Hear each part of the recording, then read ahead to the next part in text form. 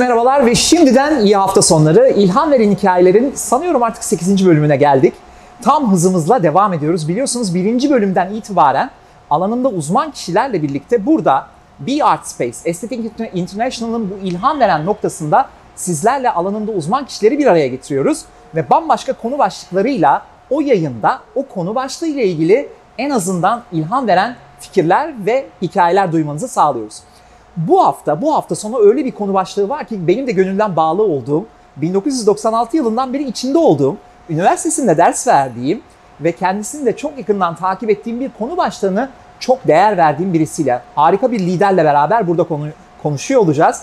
Konumuzun başlığı da müşteri deneyimi gibi dursa da bu müşteri otellerden içeri girdiğinizde adı bir anda değişiyor ve ismi misafir oluyor. O yüzden o müşteriyi unutacağız bugün, adına misafir diyeceğiz. Ve konuşacağımız konu başlığı da misafir deneyimi olacak. Bu konuda da gerçekten kendisi sektöre girdiğinde ben sanıyorum ortaokuldaydım. Harika bir liderle, üst düzey yönetici, Fairmont Otel Quasar İstanbul'un genel müdürü sevgili Nicolas Kipper'le beraber İngilizce yapıyor olacağız. Sizler bu yayını izlerken de altyazında takip edebileceksiniz. So, thank you so very much for joining us. You're very welcome. It's a great pleasure to see you, to host you at this place. Thank you very much. I hope that was not all the biography about myself, no? Well, when we have a chance to see from the LinkedIn profile, so everything we can see it actually. Everything is there, nothing to hide, so it's all right. No, great pleasure. Thank you very much for the invitation. Much appreciated. Well, thank nice you. to be here. Thank Beautiful surrounding with art and all these very nice places. So it's very nice to be around here. Thank you. Actually, I would like to be honest with you before we start. This is so far, it's the 8th episode. Normally our guests actually for the different sector. Yeah. But when we have a deal with the hospitality sector, you are far away, actually handsome and the great style actually. It's just window dressing, don't worry. So Mr. Kipper, before we start, we would like to hear your story, actually your career life. And then we're going to move on our guest experience topic. Sure. I'm a French citizen. I was born in the east part of France, in Strasbourg, just on the border of Germany. I have two daughters. One is 22. She's studying biomedicine, and the younger one is 16, still in high school. And I'm married, and I've been living in 16 countries myself, and that's the third time in Turkey. 16 countries, yes. Unbelievable. And so I've been traveling around a little bit. That was the idea when I wanted to join this profession, to actually travel around and discover the world. I've been doing a good bit of it. Still a lot of countries to visit, but still. But now always been in the hotel industry. Graduated with a master degree in management, in hotel management, in the University of Strasbourg, where I'm originally from. And then in short, I've been doing a little bit more than a decade working for a hotel group called Hyatt. Yes. Amongst others here in Istanbul as well. Yes. Traveling many places, 3 continents with them. And then I joined Marriott Luxury, spent quite a bit of time in Moscow. Yes. And then relaunched and opened luxury properties around Europe. And the last one in question was a Ritz-Carlton here in Istanbul. And with the COVID, I moved to join the Group Accor. And I'm now the general manager of this property for a little bit over 3 years. And very happy to be still in Istanbul. I worked with 3 companies, and with the 3 of them I worked in Istanbul. So this is great. It must be a sign. It must be a sign of? It must be a sign of being very good, a good fit between me and Istanbul, right? What was the first, actually, the day you arrived to the city? 90s? 99? So the 96? first time was in 98. 98. I spent 2 years here, then I moved on to other countries, and I came back in 2017. And all my career, I started my career in food and beverage. Then I moved into sales and marketing, and then into hotel management. Great. Well, I had too many stories, by the way. And we also worked in the same hotel, actually, exactly, not at the same Ritz-Carlton. time, yeah. Well, I had a chance to join the Ritz-Carlton, which is, ladies and gentlemen, 2003, actually. Okay. Didn't have a chance to work under your leadership, actually. Maybe another place. I was watching you from the Hyatt down there. So Really? it's okay, yeah. Grand Hyatt Hotel. Yeah, I remember that. Let's just start with the customer, but not with the customer, with the guest. Because as far as I know, we don't like to call a customer. We like to call a guest. Well, I would like to start from that point, actually, Mr. Kipper, if you don't mind, and just tell us between the customer and the guests. So what's the definition from your point of view? The way you define clients and you define staff varies over the years and the decades. You know, you move from the ladies and gentlemen to associates to artists with accord. So everybody tries to find a little bit of a twist in order to address their staff. And I think in the same way, we try to find always a twist into the customers, right? The terminology, at least. That's right. At the end of the day, they're all clients. Exactly. Guests, you host guests at home. That's right. When you invite them for dinner, when you invite them to stay over for the weekend. A customer is more linked to a remuneration, so it means there is a transaction, more of a retail type of thing. So I think in general, whether it is in luxury retail, in a way, your domain, or whether it is in hotel business, I think we try to use the guest more as a reference because we try to give a little bit more, well, actually a lot more, than just the basic service, and I think that's what we're going to talk about. So we like to call guests hosts as well. Sometimes you host the guests. So I mean, you know, it's a bit of a different relationship you try to apply in terms of luxury properties in particular. It's a great, actually, the definition, because normally when I try to deal with the different companies, actually, they always like to say, or ask me that specific question, why do you call a guest? So that's why I just wanted to hear your point of view, actually. So, and also the guests are looking for today's world, it's an experience. So when you start the industry, the experience and the expectation of the guests are quite different, so I can say. Oh yeah, definitely. I mean, in, let's say, late 90s. Yeah. Well, you're very kind. I actually started my career in the very early 90s. I know. But anyway, I think, you know, I mean, hotel business is like any other business. You evaluate with the society, you evaluate with the cultures, you evaluate with nowadays, especially technological advances and, you know, finding and whereabouts. And hotel business is traditionally been a very static business. The core of our business does not necessarily change. We'll talk about it afterwards with virtual aspects to it. Yes.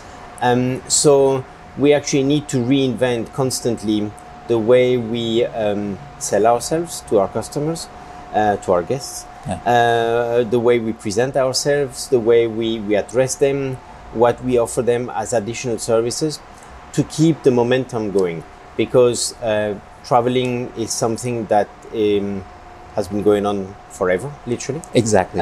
So people need to be hosted somewhere for lodging or for feeding somewhere, and that level varies, you know, from basic to ultra luxury. Right now at the Fairmont, we categorized as a luxury product all the Fairmont hotels in the world. And we, of course, have a lot of competitors around. Exactly. Especially in Istanbul, we have almost all the brands present. So the question is always, how do you differentiate yourself from your competitors? What are the pluses you have in terms of product, in terms of service, that you will put forward towards the guests in order for them to be rather choosing you than somebody else? You have all the downsides of different things as well, but I prefer to concentrate on the positive part. So the biggest one is really how to reinvent the service and how to be there when the customer needs you, but especially when the customer does not need you yet, and you build in advance what the customer's expectations will be. That is a very tricky exercise because everybody's different, right? Exactly. Now, actually, my question was about that specific definition of that experience. From, again, point of view, what is the customer experience, the definition from your point of view? So, the experience compared to service, for example. Yes. You provide a service, that is what everybody expects, right? You come to a hotel, you expect to have room, to have a clean Exactly. room, to have a clean bed, to have an experience in terms of breakfast, in terms of spa, and so on. And everybody does that. What we have the luxury to do in luxuries and ultra luxury segment is we can build a whole experience around this service. I always try to use a simple way that you can provide a bed and a bowl of soup, right? Exactly. It is a service, right? Exactly. Now, how luxurious are you going to make that bed and the environment of it, which is a room, and how luxury are you going to make the bowl of soup, right? Which could be a whole 5-course meal as well. Right. And I think this is where we need to reinvent ourselves on a constant basis, because the expectation of customers vary, but as well culturally, travelers are not used to the same expectations, wishes, and requirements than others. And because now the world is becoming smaller and smaller, with travelers going around, airlines and all that, you actually need to offer a different experience to each category of customers you have coming. It is not necessarily geographical only. It is not necessarily based on the price tag that they're paying, because everything fluctuates all the time, right? So Right. you need to really tailor-make experiences, and that goes through service. This is Exactly. what your staff is trained to, how to approach, which question to ask in order to get the appropriate answer, and then develop the experience around it. It just came up in my mind, as far as I know, that the Fairmont hotels also qualified by the Forbes Travel and Guide. Correct. Am I right? Yeah. So We that's got several also awards with the World Travelers, with Forbes, with the Michelin Guide as well. We have a restaurant recommended in Michelin Guide, Goemio as well. It's a difficult word to pronounce in Turkey apparently, Yes. yeah, but as I'm French, I'm lucky. So yeah, we got several awards over the time. Yeah, we're very proud of that. Since you also give the a great example regarding the verses of the service and the experience, I also would like to ask you the employees part. What do you think actually for making a great guest experience? What's the role of the employees from that part? This is the whole subtlety and difficulty in hotel business, right? We human beings providing service to a human being. So whatever you do is never perfect, right? I mean, if I want to go down to a very simple thing, right? If you bottle this bottle of water, it's clean and it's bottled and it's sealed, that's it, right? Package. But the way you're going to see a meal or you're going to taste a meal today is not going to be the same way you're going to taste it tomorrow, right? Though it's going to be exactly the same. Now, never mind, it might not be exactly the same because maybe the cook put a bit too much salt, not enough pepper. So it is quite difficult, right? But the whole success in hospitality in general is how well do you train your staff, how well you explain them what is important. And it is not, we all expect everybody to behave, properly, Right. but is asking the right question at the right moment. Yes. You'll find a lot about people and about what they expect, what they will expect, whilst you talk to them. So it is very important, our guest relations, front office team, concierge that speak with the customers.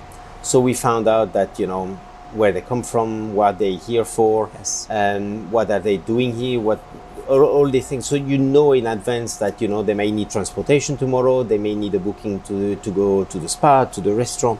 So it is all a question of interaction with the customer. Exactly. And there is no perfection for that. So we always can do better. What I like to always say, actually, to speak with my team members too many times, in order to arrange a great guest experience, 3 steps that I always highly, highly recommend it. The first one, Mr. Kipper, how you greet them. That's the first part. Second part, when they have a request, any simple request, doesn't matter, what kind of value you added. Even if they if you want to show where the bathroom is, Sure. on the way of that, how was your experience? This might be a value as well. Absolutely. And the last part is, from my point of view, is the farewell. Thank you. These 3 steps, Absolutely. if there's during the interaction. So this is my favorite, actually. There is a very good example that reflects that is when you go to a restaurant, Yes. bit more than something a little bit more evaluated and refined than Yeah. maybe a fast food. But, what people are getting struck with is the first bite. Usually it's a piece of bread and butter. how good was that? And the coffee is the last one usually. Exactly. And once, if you get those two right, and if in between there is no major mishappening, usually you have a good experience and the Exactly. customer leave. And that joins very much what you just said. It doesn't take any value away from the content, but the way you welcome and you greet people and the way you bid them farewell makes the whole difference. Absolutely. I totally agree with that. I would like to move on to some digitalization and a little bit for the data part as well, because when you actually explain, I have too many questions came up in my mind. Fire up. So just thank you. When you talk about the experience part for the role of the employees, so I know that your group, your Accor group, also puts lots of actually effort for the digitalization Absolutely. part as well, and in order to try to understand your guest experience, the guest preferences as well. So you think that, I mean, what do you think about this? When you have all the kind of data or the request from the guests, Yeah. but if you don't use it for the guests, I think it's not, at the end of the day, it's not going to be very, very important, right? Yes, that's correct. I would split the digital part into two aspects. Okay. So I'll answer to yours first, and I want to add Yes, something please. afterward. You know, digital nowadays, in the example that you gave, is no more, no less than a data collection, right? Exactly. The means have evaluated, the storages have evaluated from a piece of paper to a hard drive. But fundamentally is how good do you use this data? And there is a huge amount of data that is available everywhere. Right. Our data that we collect from our own guests, that we know their preferences and all that. But, you know, going on Instagram, finding out what that person likes to do. Exactly. Facebook or whatever. So you can collect a huge amount of data, right? So the impact you will have on your customer, on your guest, when they arrive, can be very appropriate. But if you use too much data, you have that feeling like, well, have you been spying on me, right? Even if the domains are public, right? I'm talking about. Yeah. So you have to deal with that in a very subtle way. I totally agree. And it is not easy. There is language barrier that comes in as well. Both, you know, none of us are English native speakers. None of the staff at the hotel are English native speakers, never mind other languages. And then the customers, it's the same way, right? So it is as well how to use this. So digital is great because it gives you to have an array of a possibility to get information from. Still, it has to be channeled, and we need to train staff, and that's what training is very important as well, on how to use this information, not to abuse it, not to be short of it, but just to dose the right amount. And then it goes very much, you know, usually Anglo-Saxon countries, UK, Americans, are much more open to discuss these things than probably Europeans, right? Continental Europeans, let's say. So you don't approach a Frenchman the same way you approach an American, because it is the Turks, but by that. That's right. So so that's very, you know. So digital is very important, but how to use it? We use as well digital in a lot of different aspects. How we promote the hotel, we sell the hotel, whether it is through social media, whether it is through online travel agencies or booking platforms. So there's a lot of digital involved in there, whether they're graphics, whether the information, and that is very important to monitor that as well, because there's a huge amount of information out there on the business and you need to monitor it. One point I wanted to make about digital, without dragging out too long, but a couple of years ago, you know, the Meta came out, Metaverse and all that. And we were looking at, you know, you can create your own hotel on Metaverse. Right. And that. Yes. And we were looking at, you know, meeting rooms, meeting facilities you can create on Metaverse and things like that. We didn't do it, but it is great. And beyond the point that it is a bit of toyish type of looks, I'm sure in the future it will develop hugely, right? But businesses like yours, like ours, is direct contact with the person, right? Definitely. So no matter how much you can do interaction prior and post, digital, naturally, calls or whatever, the experience will always be face-to-face with people, right? Exactly. So that digital part will never be replaced in a way, right? By the human contact. So we will need to keep that human contact. Well, definitely. Well, my question was actually coming to the final part of the episodes. I would like to talk about just a little bit about the future. So when I worked at the different sector, about 6 years ago, I had a chance to work at a software company. Then I had a chance to travel all around the world. One of the destination was in Berlin, and I stay at the. I think it doesn't matter to give the name of the brand. It's the Ibis budget, by the way. It's also the part of the Accor group. When I was in the taxi, Mr. Kipper, the taxi driver told me that after 7:30 there is no reception at that hotel. I said, what? And this was about, by the way, 5-6 years ago. And I arrived at the hotel about 8:15 p.m. And yes, the door was closed.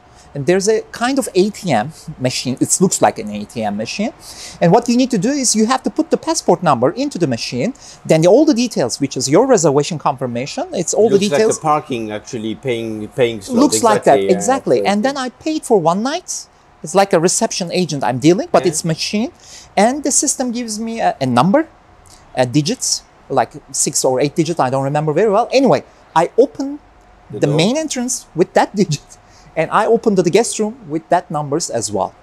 So, and I totally agree with you. For the luxury business, I hope we are not going to see that kind of things. But my question is, from that part, what do you think from point of view, the guest experience or the expectation of the customer is going to be evolved for the next future? You think that we are looking for that kind of touch or that kind of experience? What do you think? I think it's great, the evolution of technology. I think personally, for my private life, like as much as professional I can do as well, I try always to look at the evolvement of technology and how can we apply it to our work and to my daily life. You can't apply everything, but something. So actually, this concept came out a bit longer ago than that with Formula One hotel in France. Okay. Accor launched it. And then they developed, and now they dropped it, but they moved into EB's budget and so on. I think there is a market for this, and I agree with that. I end up sometimes because of a schedule of a flight, because of a reservation of a car or whatever. You end up using properties like this, and it comes actually very handy. You don't have to discuss a lot of things. You get what we're coming back to the basic service. What do you need? You need a bed and eventually a bowl of soup, right? Definitely. Yes. Well, I'm not quite sure the bowl of soup you can get from the machine, but the bottom line, that's what it is. You have vending machines in these hotels where you can grab something to eat. Yes. So it's not only about can you afford only luxury or you cannot afford luxury, hence you go there. Sometimes you have to use these things because it just happens. Airplane get cancelled, weather, the differences. So, but I think it is great that there are people thinking about that. How do you make an experience of a normally human-to-human face experience into something that is completely soulless? And I think it's great. And I think it's a great way to evaluate. There's been a lot of presentation on hotels, how sound and visuals in a room can be adapted to the mood of the person. If you have digital walls, your mood, if you feel augmented tired, reality, you have something that is, augmented reality, the scent, the sound, the visual, the light colors, all evolves around you. And I think this is great. For example, this is, of course, quite expensive to put in place right now, but it will come. And, this evolution of technology, really digital, is fantastic. And that goes along with your experience where it was a bit more basic. But it's just the evolution of technology. Just came up in my mind. I just remember that. It's great, absolutely, absolutely. Well, actually, it's great, but we have a limited time. Actually, my final question will be about the AI. Yeah. In this time, every single person's for the different sector, very like to talk about the AI. But since you are traveling a lot, and since you are also explaining augmented reality as well. What do you think about in the near future? What do you think about the AI? You think that the AI or the robots, for example, the Hilton, as far as I know that, Hilton company has a concierge called Connie. It's the also robot. But when you speak with the Connie, if you ask the specific question that Connie, hey Connie, what's the opening hours for the Topkapi Palace? Connie can answer that. Yeah. But since you have a great concierge at the Fairmont Hotel, they're a good friend of mine, when you ask the same questions to your concierge, they also put some extra effort, some heart, some creativity as well. So from that point of view, what do you think about the AI is going to, you think that it's going to replace some of the, let's say, the departments or the business in the hospitality industry? So first of all, to my humble opinion, Yes. AI is a very trendy word to use nowadays. I mean, it's not more nor less than an algorithm, and algorithms exist for already quite a few years, right? So now we have ChatGPT. It's just an enhanced version of Google search, right? So Yes. I mean, I think a lot of people use that terminology without exactly knowing what it is, right? It's just a natural evolution of a search engine, and of course, they all become more and more intelligent because algorithms are trained to feed themselves and nourish their database, their memory, whatever you want to call, right? So AI has existed for many years already. I think what will be a major step for human beings is when we will have a humanoid that we talk to, that we know is not flesh. That will be, and I still think might be a little bit of reticence to it, right? Now, when it comes to talking to a computer, talking to Siri, to your telephone, Yes. we all do that. It's AI as well, but you know, it's in a different way. I think the way that it will be presented will be not necessarily very quickly accepted, you know, and we get trapped. But your computer at home is more intelligent than any robot you're going to ever talk to, right? Exactly. So coming back to your question, I think AI, augmented reality, will impact all types of business, including ours, in the example I was mentioning before. And in a lot of aspects, I mean, you know, when you call somewhere, you hardly get any humans to answer back the telephone now anymore, at least in the first steps. I've seen those robots in Japan when I traveled there on business trip. And seen that hotel or seen those robots? I have seen a robot in a hotel. I can't remember. It could have been the Hilton. But I've seen those robots in retail shops. When you enter in a large retail shop, cosmetics, you know, you have a robot at the entrance ask you where you want to go, and it tells you where to go. It's a bit gimmicky because you could ask a screen as well, but I think, you know, we're getting there. So the robot, yeah, absolutely. I mean, nowadays, you know, you have a lot of robots that are used in repetitive tasks, mostly physical tasks. But with the improvement of memory and of technology, quite a lot of you know, robots or AI will be able to answer basic information, right? Yeah. And coming back to the example of your Ibis budget before, really, you would have a robot there to ask you, where can I find some food, or where you can get some basic questions, right? Basic question, but there will be always a certain level of service you can provide. Exactly. And then there's a higher service level or an evolution of service where humans will always be needed in our industry. At least during my lifetime. Afterwards, I don't know how it's going to evaluate, but I have actually hoped that, and we see that a lot, people do use more and more technology, but do appreciate more and more the human contact. Because otherwise you become a machine as well, right? Definitely, Not being in contact. definitely. And we've seen that when we were during COVID, you know, closed in and all that. I mean, the single most, you know, painful aspect is that we couldn't get into touch with humans. But you had all the technology in the world that you wanted and all the time in the world. So that just shows that, you know, we haven't reached that stage, and I'm quite glad of it. Well, what a great explanation, actually. When we have a discussion about this episodes about 2 weeks ago, you also have a very interesting, let's say, insights about Istanbul. Yeah. Since you're a real Istanbulers, you have mentioned some the hidden potential or hidden dangers of the Istanbul, which was actually very, very great, actually, the topic. So what do you think about as a product of Istanbul, as a destination of Istanbul, so far, last 20 years? So what I like to compare is how I discovered Istanbul 26 years ago. 26, exactly. And how I compare Istanbul now, even if in between I've been in and out, but I've been now back for 6 full years here. I think definitely the single most striking part is the improvement on logistics, whether they are bridges, whether they are tunnels, whether they are improved highways. And it does help because we're still stuck in terrible traffic in Istanbul. Exactly. But every big city is the same, to be honest. But there are much more cars now than there were 26 years ago. So I would hope that with all this build, it has helped, right?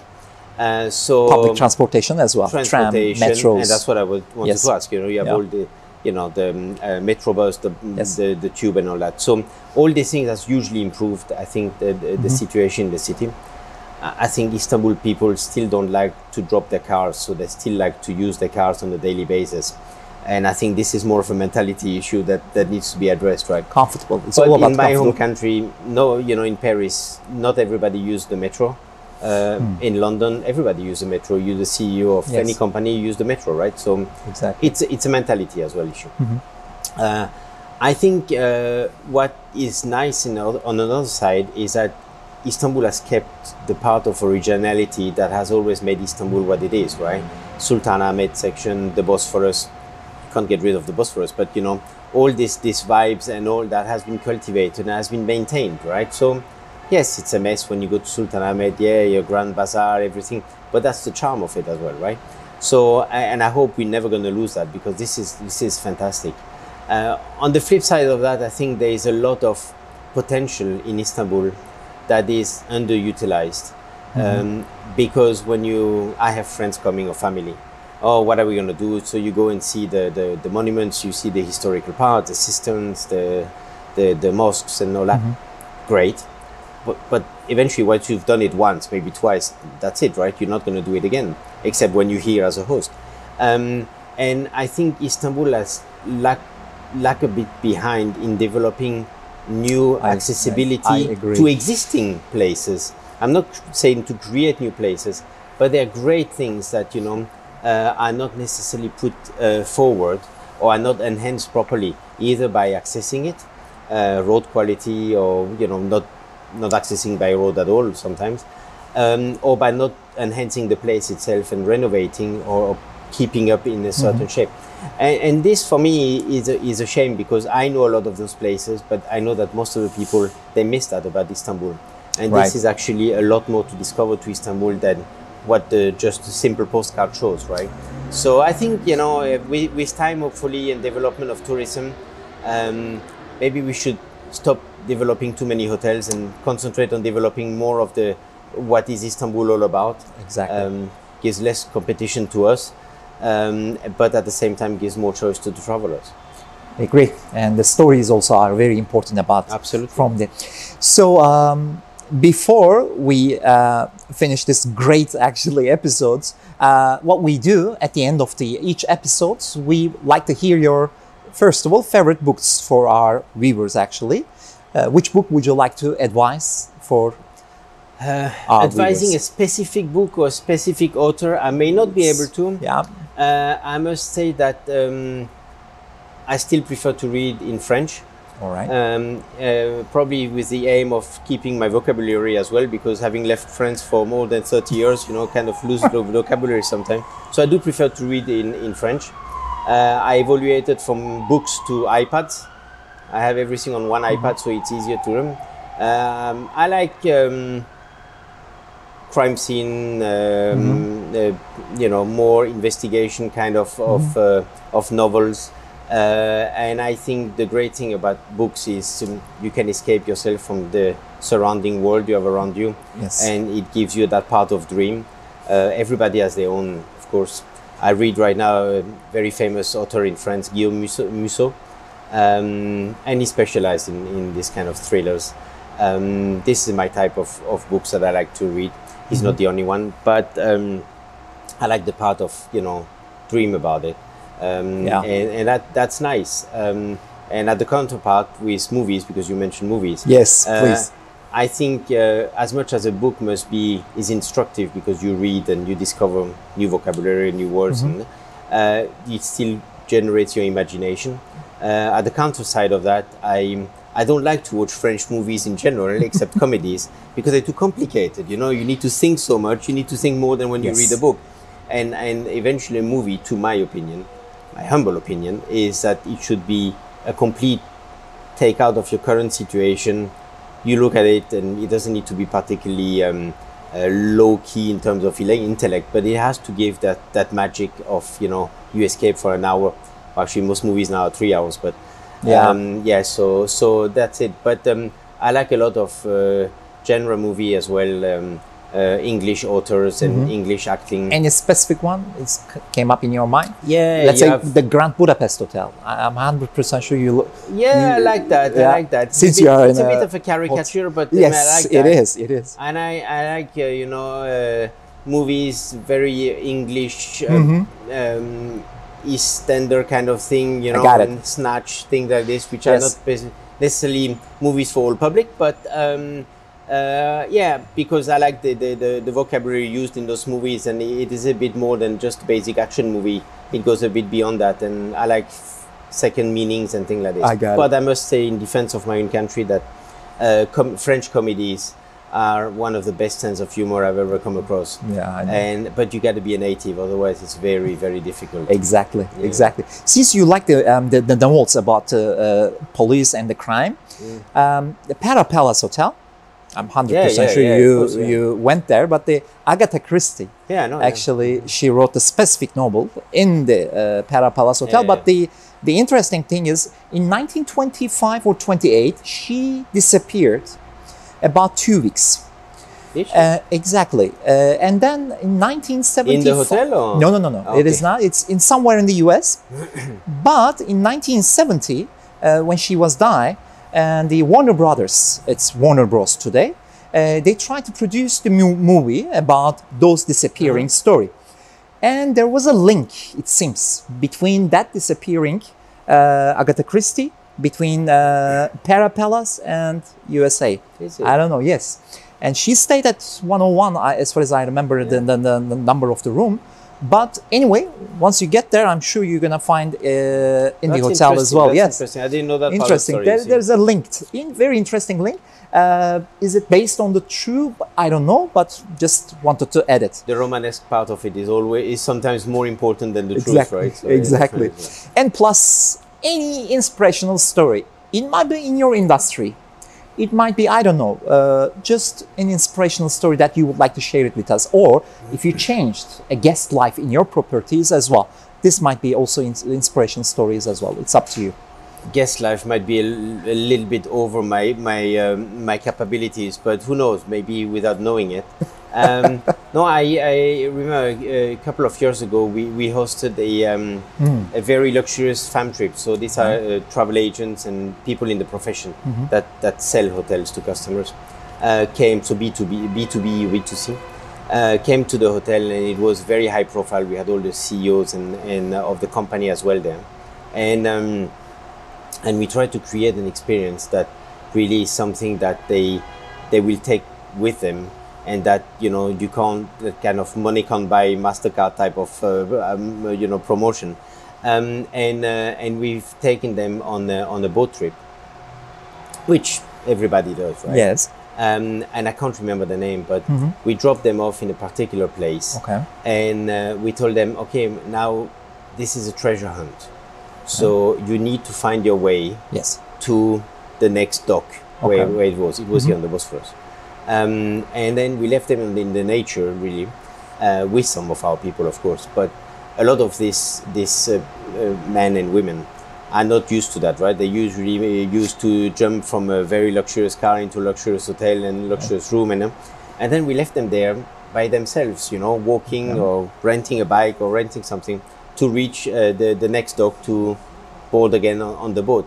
And till today, I meet them around the world in different fairs, and everybody still talks to me about it. So I'm not sure I changed their lives, but it's definitely an unforgettable experience. Quite interesting. And it was interesting, and how you can manage to do that with people that have traveled even more the world than you've done. That is the reward to it, really. Wow, and that was quite good. Yeah. Well, it's great. Thank you so very much. No, thank you very much for your time. It was great talking to you, really. Just stop by for. It was a great pleasure to have you, actually, Mr. Kipper. Anytime. Anytime. You promise. Anytime. Thank you so very much. Thank you very much. Thank you. Great. Thank you. Bye bye. İlham Veren Hikayelerin 8. bölümünde şimdi öyle bir konu başlığı vardı ki misafir deneyimi ve öyle bir konuk vardı ki alanında gerçekten uzmandı. Sormak istediğim en az 10 soru daha vardı ama Artık bir sonraki programa belki kaldı. Sözü de aldım. Önümüzdeki hafta yine aynı gün ve saatte tekrar buluşmak üzere. Hepinize iyi hafta sonları. İyi akşamlar.